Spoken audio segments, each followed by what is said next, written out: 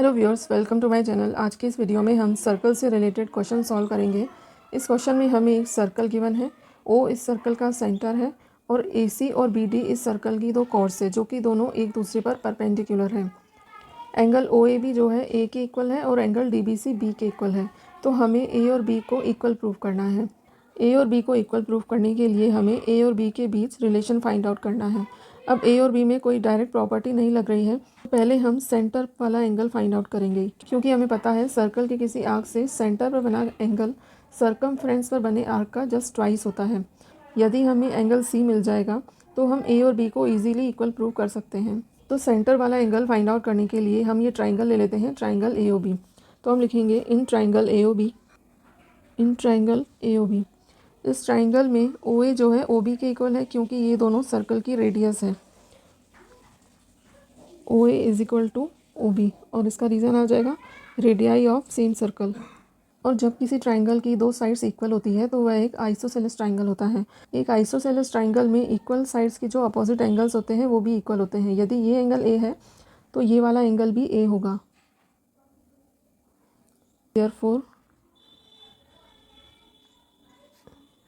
Angle OAB is equal to angle ABO is equal to A और इसका reason आ जाएगा angles opposite to equal sides are equal. अब जब हमें इस ट्राइंगल AOB में दो एंगल्स मिल गए हैं तो हम तीसरा एंगल इजीली कैलकुलेट कर सकते हैं। अब इस ट्राइंगल AOB में तीनों एंगल्स आ जाएंगे, एंगल OAB, एंगल ABO और एंगल AOB। इन तीनों एंगल्स का सम 180 डिग्री होगा।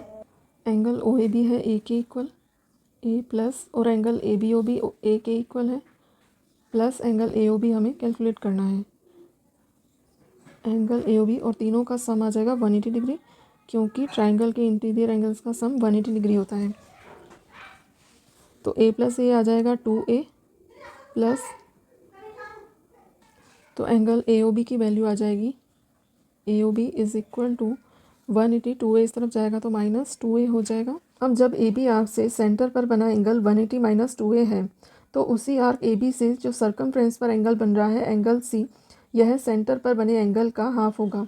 तो एंगल C की वैल्यू आ जाएगी angle C is equal to angle AOB upon 2।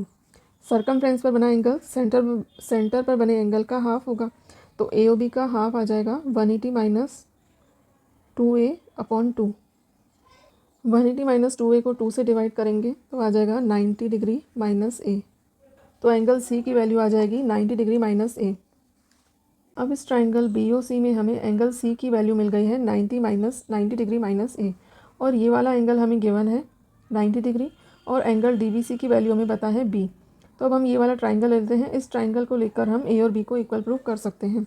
तो in triangle BOC angle C plus angle DBC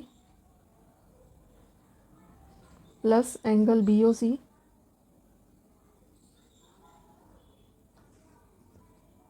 is equal to 180 degree, क्योंकि ट्राइंगल के तीनों एंगल्स का सम 180 डिग्री होता है। एंगल C की वैल्यू आई थी 90 degree minus A, 90 degree minus A plus angle DBC है B के इक्वल, और एंगल BOC हमें गिवन है 90 degree is equal to 180 degree. तो 90 प्लस 90 आ जाएगा 180 minus A plus B is equal to 180 degree. तो 180 से 180 कट जाएगा और माइनस A को हम उस तरफ ट्रांसफ़र करेंगे तो ये प्लस का हो जाएगा, इसलिए B plus B is equal to A। तो इससे ये प्रूव हो चुका है कि A जो है B के इक्वल है। तो हम यहाँ लिखेंगे hence it is proved A is equal to B। Thanks for watching. मिलते हैं नेक्स्ट वीडियो में।